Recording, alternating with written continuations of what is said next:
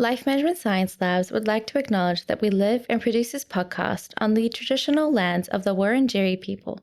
We'd also like to acknowledge the traditional owners of the lands of our listeners and our international colleagues. We'd like to pay our respects to their elders past, present, and emerging.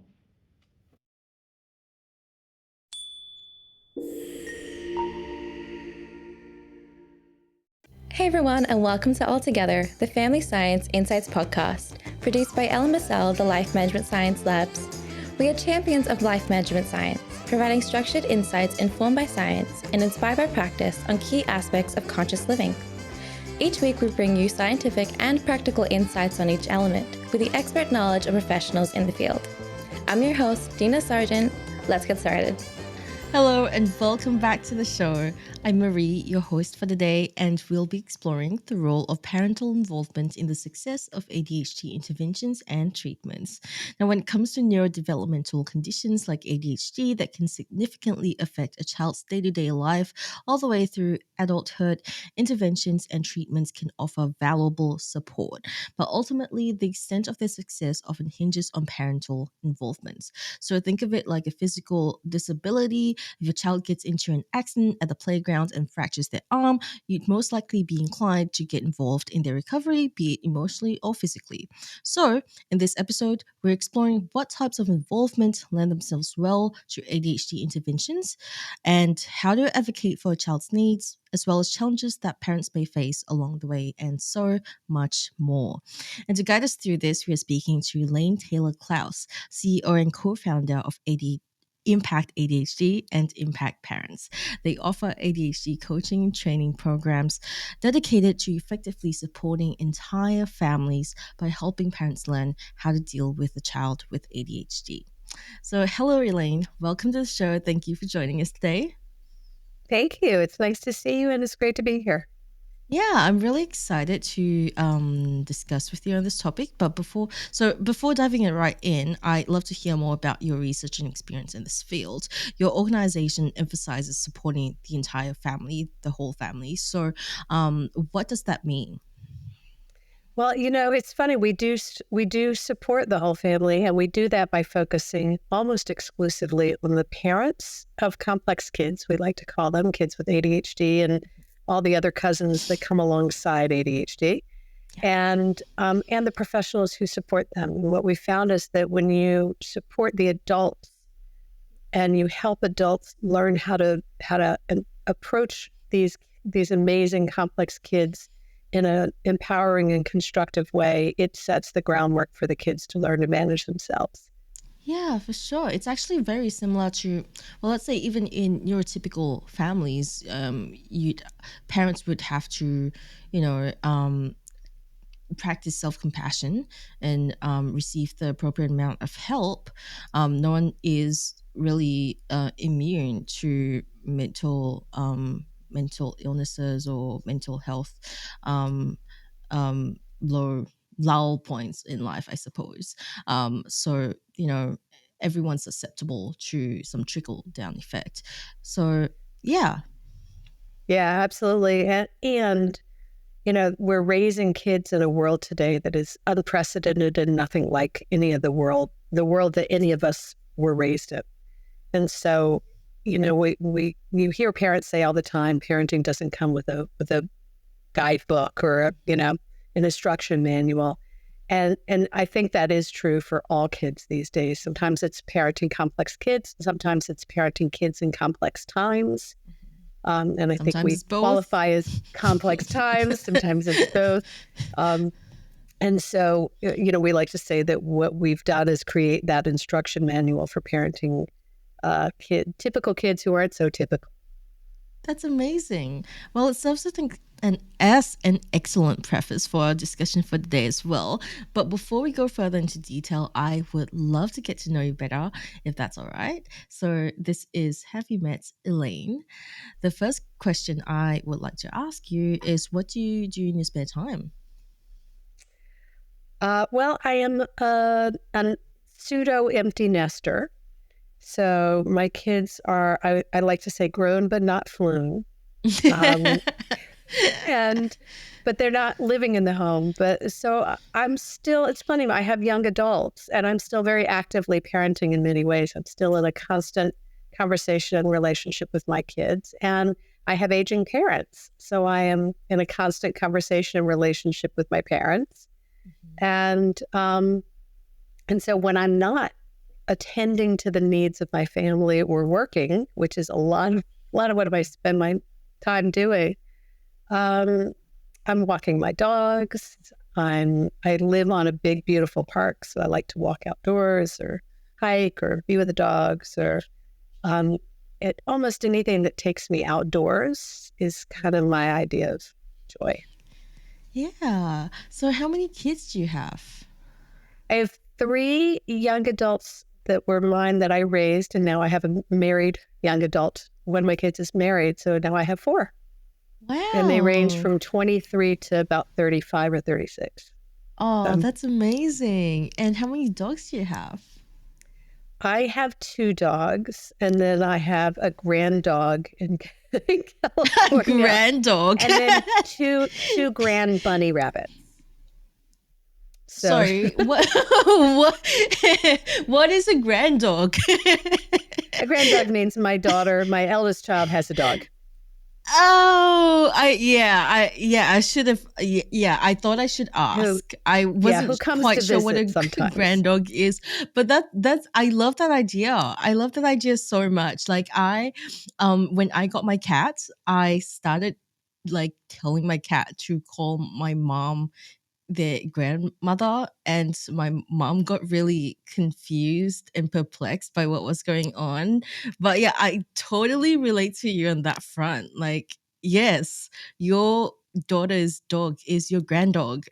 It's my granddog, and to add complication to it, my daughter goes by they them pronouns, so it's non-binary. So my child, I should have spoken more clearly, and their first dog, long story short, ended up living here when they were a little too young to take care of the dog that they had adopted. And so they were able to care for him for a few years, for her for a few years. And then they're an actor and they were going on location, and the dog ended up here for a number of years. And by the time they asked me for the dog back, I was like, no.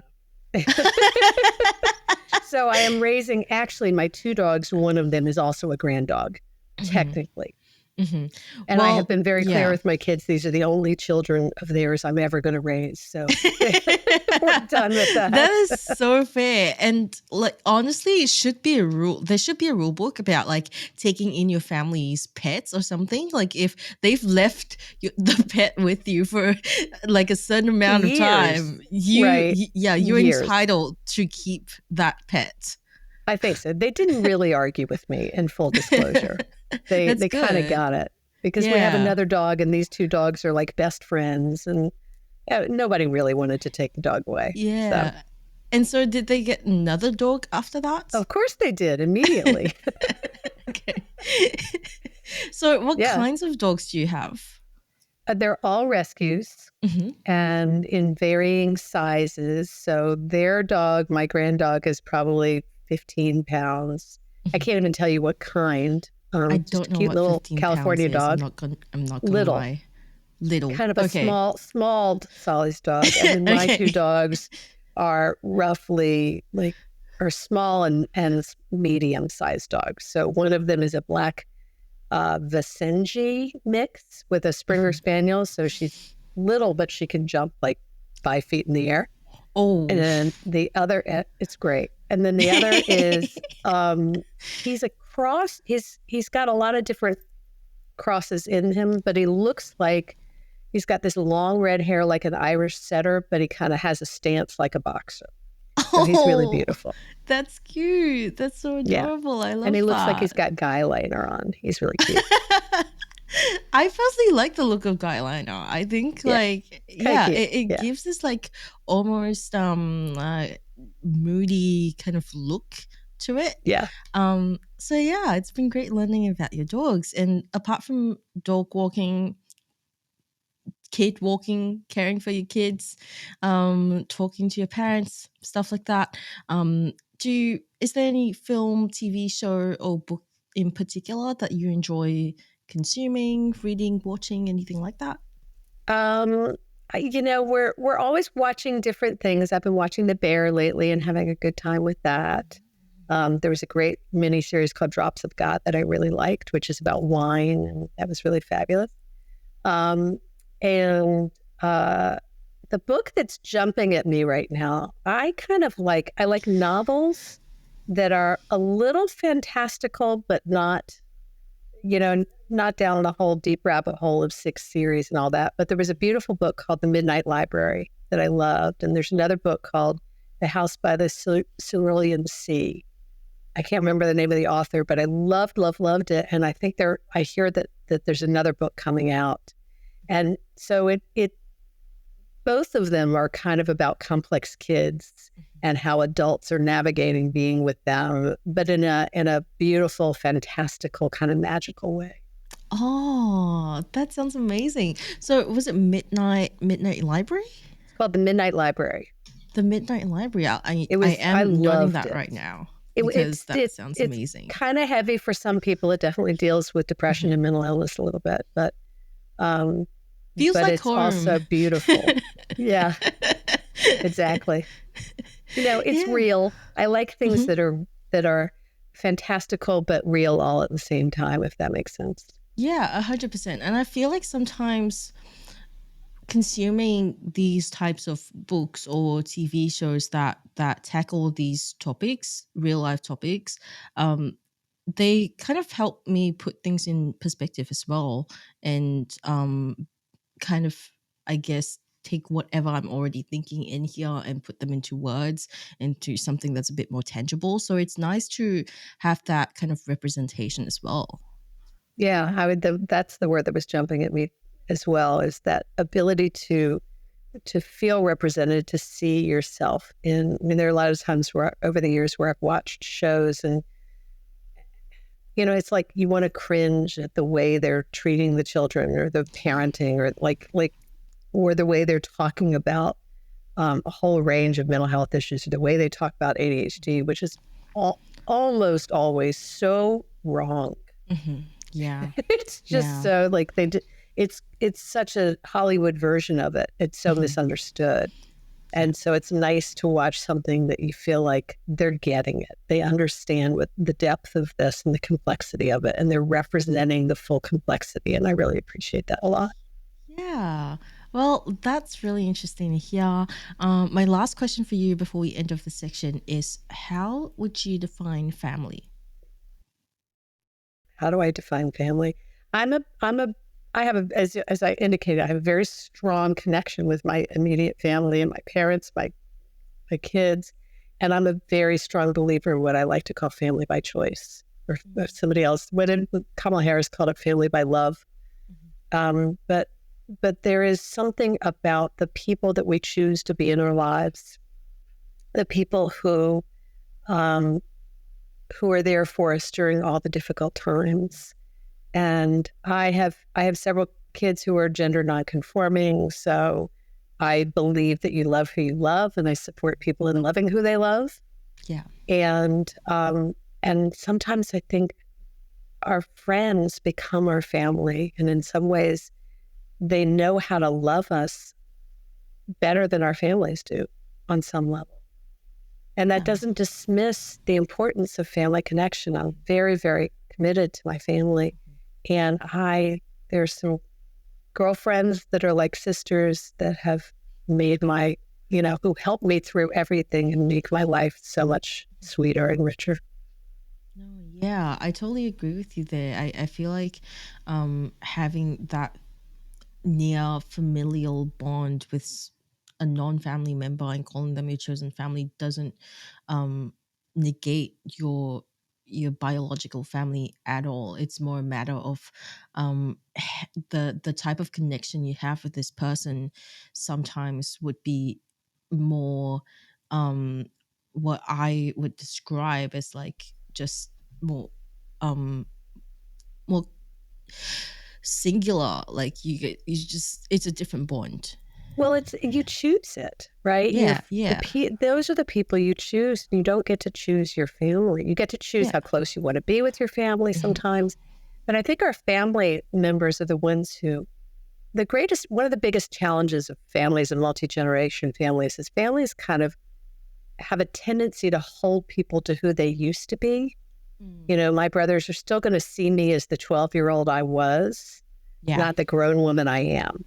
Oh, and in some 100%. ways, your friends grow with you, I think, in a way that our families have a tendency to lock us into places, and it's harder to keep growing and changing with our own family of origin as much as it is by family of choice.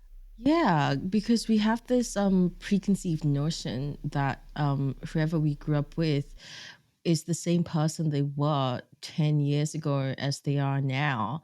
And it's really difficult to let go. Like, I think I'm probably as much a perpetrator of it as I am a victim, like I think we all do hold that against other people as much as we get it. It's just part of how things are, I suppose. But I think the other thing is also like with chosen family, I think because they aren't your biological family, and because you keep showing up for each other, you keep choosing to show up for each other, it's kind of more of a it's a grander gesture almost. Your biological family, not to say like, them showing up for me is a given or anything like that, but it's a bit more of a it's a bit more Expected. of an effort. Yeah. Well, So, I completely agree, I think. And when you can create community, and I think it gets harder to do as you get older, frankly, but when you can find a community of people who kind of not only accept you but get you, that is, that's quintessential family, is someone who loves you, accepts you, and gets you for who you really are. Yeah. Well, thank you so much for sharing all of that with us. I feel like we got to know you a little bit better. So Thank you for asking. So now let's get into the interview. For starters, what are the most common interventions and treatments for ADHD in children? So let me start by explaining what constitutes, quote, recommended treatment. Okay. So when you go to the diagnostic manuals or the medical associations, what's recommended treatment for children under the age of 6 is something called parent behavior therapy training or parent management training. There are a lot of names for it, but it's basically parent or teacher interventions. So for children 6 and under, ideally, you start by providing education and accommodations with the adults in their life. From the age of 6 to 12, the recommended treatment is a combination of medication and behavior management training for the parents and the teachers. And then from the age of 12 to 18, recommended treatment is medication and then suggestion of parent training and intervention, but it's not as strong a suggestion as it is for parents of kids 12 or under. Although I think it probably should be, but that's another conversation.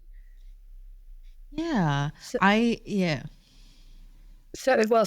I was going to say is so what's recommended is what's known as a multimodal treatment. It's a combination of factors. And very often what happens, typically when a kid is diagnosed, is more often than not, sadly, the child is recommended medication and nothing else. Or maybe parents are sent to websites or resources or information sources. But what's meant by behavior training is more than just information. It's programs that processes that engage parents in really learning how to understand what's going on with the kids, shift expectations, and do that in the context of community with feedback from a professional. So there are a lot of components that are supposed to be included that are often. Yeah, for sure. So what are some of the potential risks or repercussions of the lack of parental involvement, just pure medication? Well, when you just use medication, the problem with medication can be really effective for a lot of kids, for a lot of people, not for everybody, but for many. But with just medication, there are a lot of things that are, I want to avoid going too deep in detail about what is ADHD, but it's often considered more and more these days as a condition that affects the executive functions of the brain. The executive function of the brain is the frontal lobe, the prefrontal cortex of the brain. It's the last part of the brain to develop, and it's the part of the brain that helps us think, plan, prioritize, organize, execute. It's the part of the brain that makes us human, that makes us different from other animals. And when you only provide medication for someone with ADHD, you're not actually addressing most of the executive function impairments that come with ADHD. So medication can help reduce distraction and improve focus. It can help sometimes reduce hyperactivity, but it doesn't. You can put a child on medication, but that's not going to help them organize their backpack. You still have to help them learn compensatory strategies to figure out how to organize their backpack, or remember what their homework assignments are, or remember to turn them in, or put away their laundry, or all of the other things that we require of kids to be in life, or of humans to be in life. The executive function is what helps us do all the stuff we need to do in life. And medication isn't actually going to change that for someone with ADHD. Yeah. So you really have to have other interventions. You have to be able to support the behavioral challenges that come, not to limit or manage a child's behavior. I'm not a big fan of behavior management as a concept, but to support the child. I often say to parents that our journey is to be on our journey to support them on theirs, to help them understand themselves well enough to learn to manage themselves. And that means we have to understand them to help them manage themselves. Yeah. And that requires a lot more than just medication. Yeah. I can think of a meme that was circulating the internet, I think has been for a few years actually, that's pretty similar. It echoes this sentiment pretty well, where this person like takes Ritalin and an hour later has folded 1,000 paper origami swans or something, right? Instead of doing their chores. I think that's a pretty good representation of what it's like to take medication without really parental involvement, I suppose. Well, it could be parental involvement, or for adults it could be, I mean, what I often say is that ADHD it's a poorly named condition, right? Attention deficit hyperactivity disorder. It's a terrible name. And it's not a particularly accurate name. First of all, not everybody has hyperactivity. And it's not about necessarily an attention deficit. It's about attention regulation and body regulation and energy regulation and emotion regulation. It's really a regulation-based condition. And so if we shift so that meme is a great example because it's an example of hyperfocus. And sometimes people with ADHD hyperfocus and they can really tune in. That's why parents get so frustrated with kids on video games, because they can really tune in and tune out everything else. Yeah. Right. But that may not be what you want to be paying attention to. So we want to talk about it in terms of attention and intention, because part of managing ADD is understanding when to set the intention to do something and to do something differently. Yeah, for sure. And I feel like as an adult, like I used to hyperfixate on the wrong things all the time and never want to do my work or anything. But as an adult, after like reflecting and trying to set myself on the right path, it has helped so much to like hold myself accountable and be able to like kind of shift my focus a little bit to the more important things. And that is probably like what I would say a lot of my peers around my age who have ADHD also struggle with, that they don't realize, it's kind of like you really do have to do that work. You can't let the medication do it for you, because it just, like, it can work sometimes, but for some people it just won't. Like, you're going to want to do that folding thousands of paper origami swans. You're going to want to do that and you have to like keep yourself accountable. Do your chores first and then fold the swans. Right. And with kids, part of the reason the parent role is so important is because there's a quick tendency to feel shame or blame if you're not, if you end up folding those origami swans, right? Yeah. And I mean, I think adults feel it as well, but part of learning to manage the condition is recognizing without shame or self-judgment or self-blame, oh, I have a tendency to really get distracted by folding paper or doing things that aren't important. How do I help get myself to do whatever it is that is important? And one of the defining features of ADHD, one of the things that helps with diagnosis, is that notion of I can't get myself to do what it is I know I'm supposed to do, or I want to do, or it's expected of me to do. It's that disconnect between what I know I should do and my ability to do it. That's where ADHD becomes an impairment, and that's where compassionate support becomes really powerful. Yeah, for sure. And to add on to that, parents of children with ADHD often face unique challenges, especially when attempting to get involved. What would you say are some of the biggest hurdles that parents encounter in this process? Well, there's outside and there's inside. So one of the biggest hurdles from the outside world is there's still a lot of judgment and shame and stigma around ADHD. Parents say to us all the time, I don't want to diagnose my kid because I don't want to give them a label. I don't want them to have an excuse. There's a lot of judgment. And I don't want to go into the detail of it, but there was a large public relations and legal campaign that was literally launched against ADHD in the late 90s and the early aughts.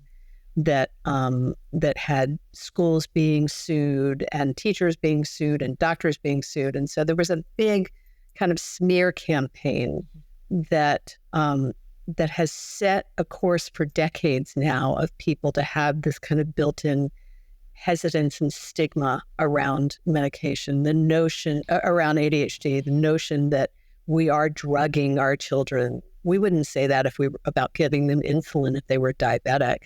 But there's this kind of common mythology around ADHD that I think parents and families have to deal with that stigma a lot. Yeah. So there's that outside world. Mm-hmm. And that's before you get to the inside world of kids don't want to be different. Mm-hmm. Kids want to be just like all the other kids. And when we come at them from a message that says you're broken and need to be fixed, which is very often what the medical model does and the education model does, then the kids resist. And then the parents end up in this conflict with their own kids. And all they're trying to do is help their kids. But the way they're trying to do it is actually pushing their kids further away and leading the kids to become resentful and dismissive and reactive to the very thing that could be supporting. Yeah, it is really, really difficult in certain environments as well for kids to go to school openly being known as the one with ADHD or the one who gets extra time on tests, because there's like now a target on your back for bullying. I personally have dealt with it before, and it's horrible. So what advice do you have for parents who have children facing these challenges? Well, there's a lot of places we could go in this conversation. At the end of the day, I think our job as parents is to stop trying to control the situation with our kids and to start trying to enroll them into their own self, their management, their understanding. There are a lot of pieces that are important. Taking a strength-based approach is really important. helping set appropriate and realistic expectations for kids,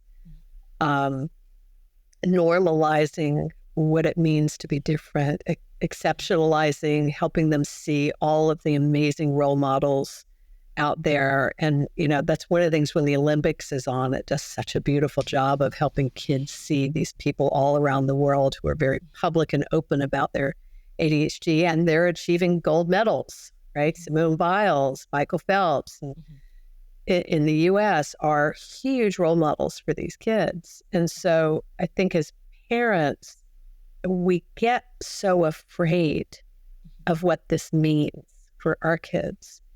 And we let our fear actually interfere with our ability to actually help our kids see what's going on with them from a positive lens and feel good about themselves and see their capacity. And I think our job as parents is to hold the vision for them until they can see it for themselves, because they're kids and they really don't know what they're capable of, but we can see it. And we need to let them know what we see for them that is positive in their full capacity, instead of that tendency to say, well, if you don't do this, I'm afraid. Like, I remember coaching a mom of a 12-year-old kid years ago, and she had an older daughter who was not ADHD, did not have ADHD, was independent. And so she had this 12-year-old kid, and we had this realization one day in a coaching session that she was worried that if her daughter was leaving crumbs on the floor at 12 from eating potato chips in front of the television, that she was never going to be able to take care of her own apartment when she was in her 20s. And that collapsing, that catastrophizing was interfering with her relationship with her daughter and with her daughter's capacity to learn to manage herself. So we kind of had to get the mom's worry and anxiety and fear out of the way so that she could meet her daughter where she was and play to the strengths, instead of only worrying about the fear and the catastrophe of what might happen if 10 years down the road, right? Yeah. I think it's sometimes quite humorous in hindsight when you look back on it in retrospect, and you're like, oh, why did I even worry so much about that? Like, my mom did the exact same thing. I used to be such a messy child, leaving clothes and stuff on the bedroom floor and everything like that. And I wanted to get contacts because I was getting tired of wearing glasses everywhere. I lived in a very humid country, and it kept fogging up my glasses every time I'd exit an air-conditioned room. So I wanted to get contact lenses, but my mom prohibited me from doing so because she was like, you are so messy, you are going to get an eye infection from this. Right. Yeah. And yet the truth is that giving you the opportunity to learn to manage the contact lenses because you were motivated and it meant something to you and you cared, gives you a success that you can then apply in other areas. I had a similar situation with my son in a school, a huge battle with the school because he really wanted to be in, here we call it AP, a high-end history class. He was a really smart history kid. But they decided, because he didn't get, an A+ in history or an A in history the year before with a new teacher who was not a very good teacher, that therefore he had to prove himself and get all straight A's in order to be allowed to go into the class. What? And I was like, no. He needs to be given the class so that he has the motivation to, like, it was this chicken and egg, and it was so ridiculous. But there was just not an understanding of motivation. And when you are navigating ADHD, you really have to understand motivation differently, because people with ADHD don't have a just get it done button. We don't have a button that you can press and say, okay, I'm going to do everything on my list today, right? It just doesn't work that way. And I'm an adult. I was diagnosed as an adult with ADHD. So we need to find the motivation. We need to find what's in it for us. We need to figure out what makes it playful or fun or interesting or novel or connect to other people, like something, we call it pinch. They're kind of 5 things that help you motivate yourself. And without that, it's really hard to get stuff done. Yeah. Yeah, it can be something as simple even as like killing two birds in one stone. Like, I need to get this done, but at the same time, I can get this other thing done. That's really Yeah. boring and I really don't want to do it, but I'm going to get myself to do it by doing this other thing. Yeah, for Yeah. sure. The other thing also with ADHD is that research shows that many children with ADHD have co-occurring conditions such as a learning disability, conduct disorder, speech issues, anxiety, depression. So how does parental involvement need to be adapted when a child with ADHD also faces other challenges like these? Oh, great question. Okay. So the first thing I want to say, and I think I said this earlier, is ADHD typically comes with cousins. It almost never travels alone. So you've named, anxiety, learning disabilities, depression, autism. These are all much more common. LGBT gender expression is more common. The one word you use, conduct disorder, I'm going to challenge a little bit because I have an objection to the term. Here we call it oppositional defiance disorder. My hunch is that what happens with when kids become oppositional is that their ADHD is not being well treated. And if we were actually better treating the ADHD, we wouldn't get the kind of oppositional resistance that we get. Because here's the way I like to describe it. If you can't get yourself to do what the world expects you to do, or you expect yourself to do and your peers are doing, that's going to make you anxious. And over time, it's going to make you depressed if you don't get some support in managing it. And as you're struggling to figure out how to manage it, if you don't get the support in that, you're going to start seeking ways to control whatever you can because the rest of the world is controlling you all the time.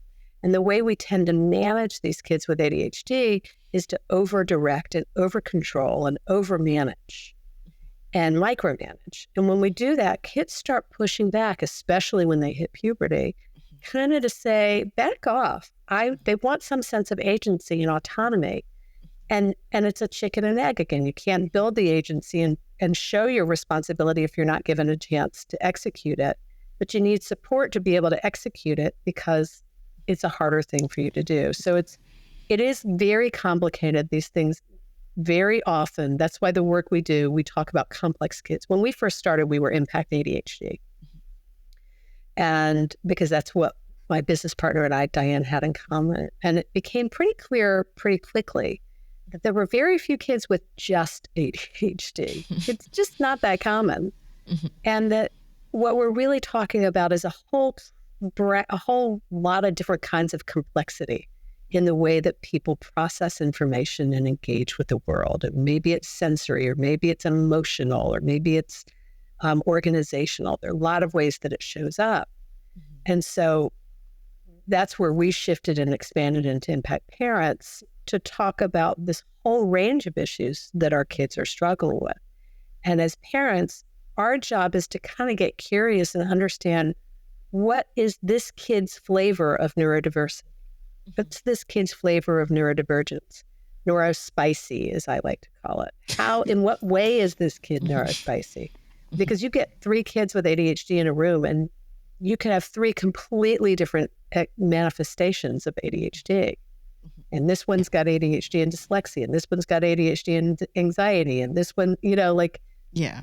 So that we really have to meet each child where they are, understand how it shows up for them, and then begin to help them learn to manage it. And that's both the challenge and the opportunity as a parent to do that, because it's way more complicated than just giving a parent a reward chart and saying, here, this is all you need, because it's not that simple. Yeah. And what other resources do you think would be effective for parents to tap into when it comes to children with co-occurring conditions, trying to figure out what these conditions might be, etc.?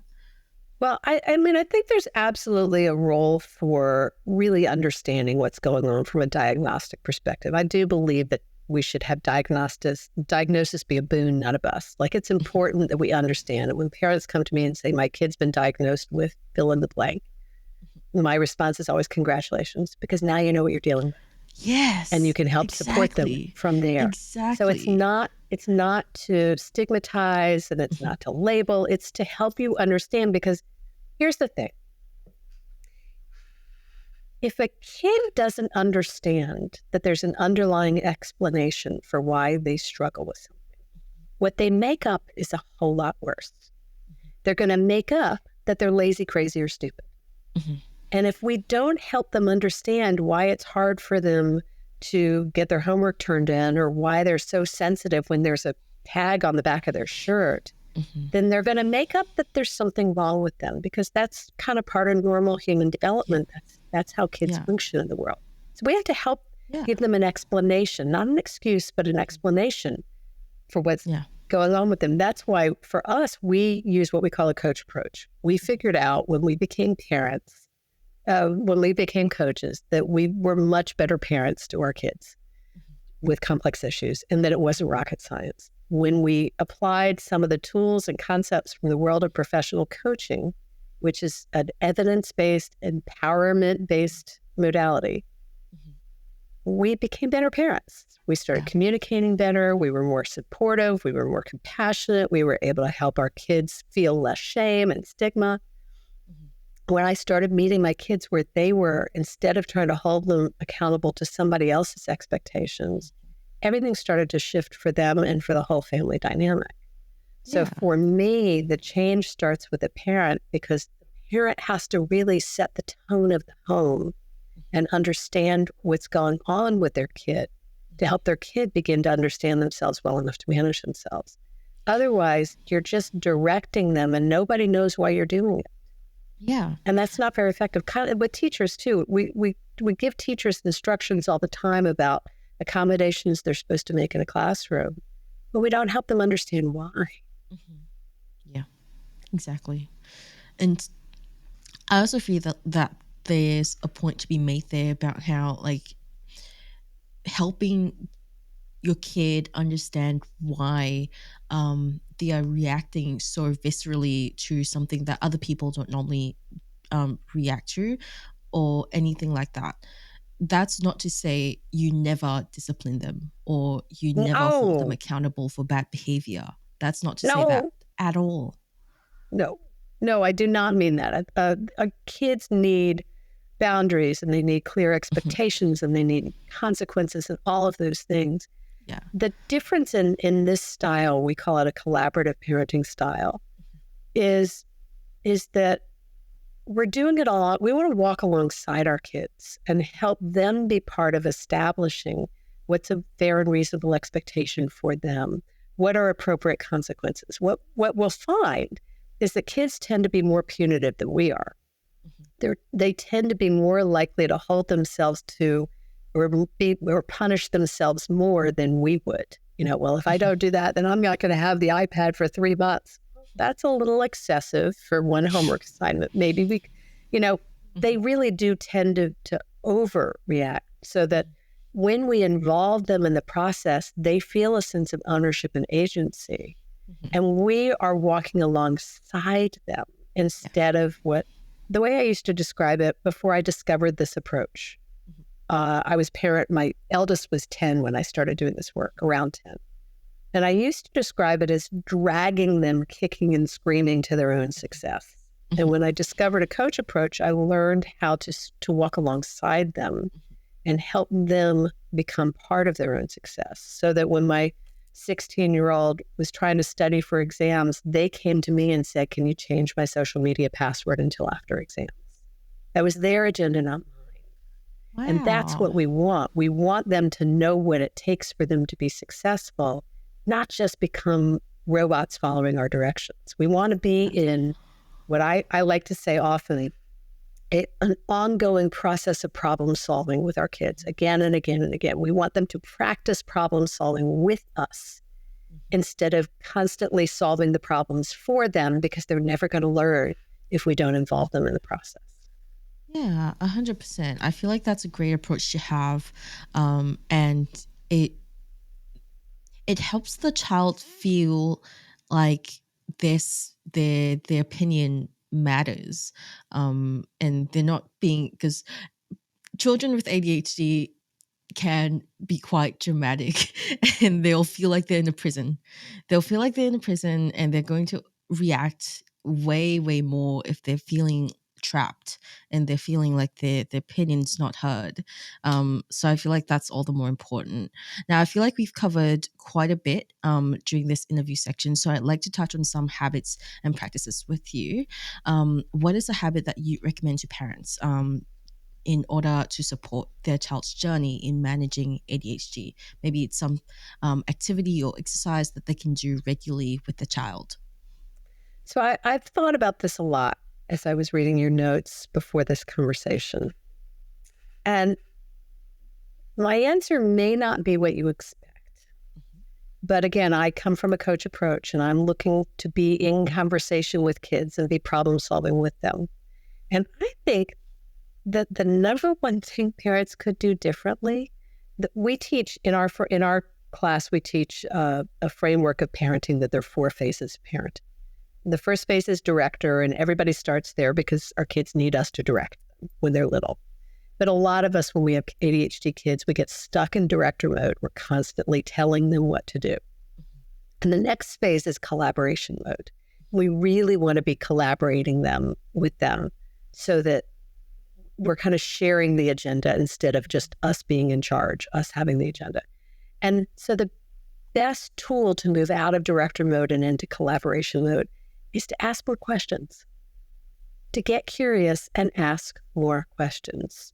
Instead of, you've got to start on your homework, you could shift to, how much homework do you have tonight? How much time do you think you might need? Now, they may not have the answer yet, and they may push back at first. But when we start asking them more questions that gives them a sense of agency, they start feeling seen and heard, and they start feeling, as you say, like their opinion matters. Mm-hmm. And then they start taking on more responsibility because they feel like their opinion matters, right? And the most powerful tool you could do, the other thing that I was thinking about was how important it is to model for our kids asking for help and accepting help, because our kids become very resistant. They don't want to ask for or accept help, sometimes in part because we are pretty lousy at asking for and accepting help. Mm-hmm. But that's kind of a secondary piece. If I had to choose one tool and one tool only, it would be to ask more questions. And dare to ask a question that you think you already know the answer to. But even better is ask a question that you might not know the answer to, because it's really amazing how often when you ask your kids, when you don't, like, how do I get my kid to fill in the blank? When you ask and say, well, have you asked your kid? Very often the parents are like, well, no, it never occurred to me to ask them. Well, help them become the experts on themselves. Ask them what it might take to wake up or get out of bed or brush your teeth or whatever. Enroll them in the process through questions. Yeah, that's a great idea. And it reminds me of kind of like when I go to therapy, my therapist also asks me all the questions, even if they may know the answer or not, to try and get me to feel, I guess, like yes. Let me explain actually what's happening. Yes. So when you tell somebody something, this is Erickson's philosophy of psychology, when you tell somebody something, that information is external. Mm-hmm. And they're going to judge it and say, do I agree with it or not? They're going to vote on whether it's good information or not, because it's just information. Yeah. I like this, but that you have going on. Ask them, it's external, right? It's out there. But if you ask them a question and they answer it, it's internal. They own it. It's their answer. And so then it becomes insight, awareness. And what we're trying to do is to raise their self-awareness. Mm-hmm. So if we ask a question, even if the question is, I have a thought, would you like to hear it? Asking permission before we give them advice. Mm-hmm. I have a thought, would you like to hear it? As soon as they say, yeah, I want to hear it, they're going to receive that information differently than if you come in and say, you really need to try this. Because you really need to try this. It's just going to get met with, whatever. Talk to the hand. It's the unsolicited versus solicited advice. Yeah. Asking permission is is a huge huge parenting trick that we think we shouldn't do because we should be the boss and we should be the authority and we should whatever. The more you ask permission, the more your kids begin to feel a sense of agency. And that's fundamentally what we want, is for them to begin to lead their own lives. It's hard to think that that's what we want with an 8-year-old, but we do. We really do. Yeah, for sure. Well, thank you for sharing all of that. It's been such an interesting conversation. Now, let's move on to the open mic section. Where you will have the floor to talk about anything it is that you're passionate about. It doesn't have to be related to the topic, but if it is, I'm not going to stop you. In fact, I encourage it. The floor is yours. Please take it away. Oh, wow. That's such a great opportunity. I was writing something today, and I do a lot of writing. And what I realized, I was writing a bio for somebody to introduce me for a presentation I'm doing for a law firm. And I realized that I'm a neurodiversity inclusion advocate. And I certainly didn't start off doing this work because that's what I thought was important in the world. But the more I travel through life and work with not just parents, but in business settings and in school settings, and I work with all different kinds of professionals. And what I've learned is that the world really doesn't understand neurodivergence and doesn't really understand neurodiversity. And neurodiversity is foundationally that all of our brains are different, and that we all function in the world and operate in the world based on how our brains are wired. And we're all wired differently. Yeah. And it's that simple. And now some of us, the way the wiring is, doesn't always work as well in the modern world, and maybe makes it more complicated for us in some arenas, but it makes us gifted in others. I was interviewing somebody today who said that he believes that everybody with neurodiversity is gifted, and it's the disconnect between their gift and their challenge that is their greatest challenge, what leads to the diagnosis. But any way you look at it, I think as we move forward, what you're going to find in the coming decade or so is that understanding neurodiversity is going to become a core competency in life, in work, in school, in the business world, because as the world is shifting and more people are being identified with neurodivergence, there is more and more demand, and the autism community has done a beautiful job of this, of saying, no, you have to understand how we function and meet us. We're not going to just come to you. You're going to have to meet us. And I think understanding neurodiversity, and we've started doing trainings for companies on neurodiversity awareness and inclusion because it's just so essential that we begin to be able to recognize neurodiversity without judgment and shame, so that we can help everybody reach their full potential, because that's really what it takes. And when we do that, all boats will rise, right? We're all of the solutions to the world's problems with hunger and climate and all of the issues out there are going to be solved by creative people who are right now young people. And many of them, I would argue, are probably neurodiverse. And those are the people who are going to think outside the box and think creatively and find innovative solutions to some of the most intractable world problems. And to do that, we've got to begin to support them in being who they are and encourage them to play to their strengths. Yeah. That's my soapbox on neurodiversity. Thank you for that opportunity. I loved hearing about it. And it kind of reminds me of how, a lot of people, well, I wouldn't want to say a lot of people is pretty general, but anyway, there are some people out there who do talk about how everyone, they do make this claim of like, or everyone's neurodivergent these days, but isn't that, well, like, even if that's so, isn't that more grounds for neurodiverse inclusion? Like if everyone is neurodivergent, maybe everyone is neurodivergent, but isn't that more grounds to learn about neurodiversity and bring awareness to this. Yeah. I couldn't agree more. I mean, I joke sometimes that I know that there are neurotypical people out there. I just happen to not know many of them. Same. But I'm sure they must exist. Yeah. But if you look at the data and the statistics of how many people have ADHD, anxiety, depression, learning disabilities, autism, just those five, right? I'm not even going into any other kinds of mental health issues. I'm just talking about this. And then compound that or complement that with how many people have had traumatic experiences in their life, because trauma creates a neurodiversity in the brain. Trauma changes the brain. Mm-hmm. So when you look at that and you look at the numbers and you do the math, that's about half the population. Mm-hmm. That's a pretty significant percentage. I can kind of go through the math to document at least a good solid 40%, and chances are it's underrepresented. Mm-hmm.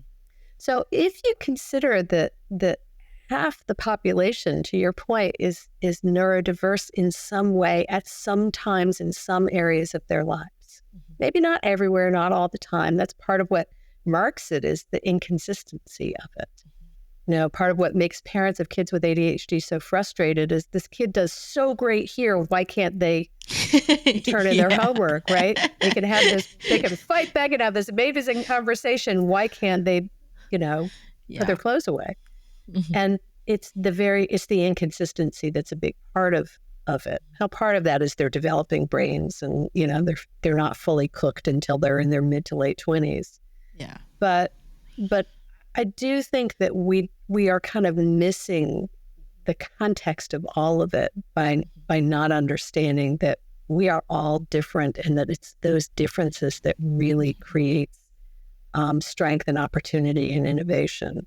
And as to your point, it doesn't take much to raise awareness around this. It takes a willingness and an openness. And it means challenging the status quo, that notion that everybody should be the same, and recognizing that it's actually the gift is in our differences. Yeah. Well, I think that's a great point to end on. Thank you so much for joining us today, Elaine. Now, if our listeners want to find out more about you and what you do, where can they go? Well, we have a ton of resources that are available. A lot of what we do is free, and then we have fee-based programs that pay for everything we do for free. We call ourselves a private sector business for the public good. So we're kind of a Robin Hood organization. Amazing. I think we also have a podcast. So if people are listening, chances are they like to listen to podcasts. So you can go to ImpactParents.com/podcast. And our podcast is called Parenting with Impact. And there are always great resources there and free gifts and downloads. We have a fabulous website, ImpactParents.com. But if you go to ImpactParents.com/podcast, you'll be able to find everything else from there. And I guess I would encourage you to find something that you like that's on our website. We've been hosting a blog since 2011 and coaching groups and training programs for a long time. So there's a lot of great resources. Find something that appeals to you, download it, get into the community, and start getting curious and getting some support. Excellent. We'll leave those in the show notes. And thank you everyone for tuning in. We will catch you in the next episode. Thanks for having me. I appreciate it.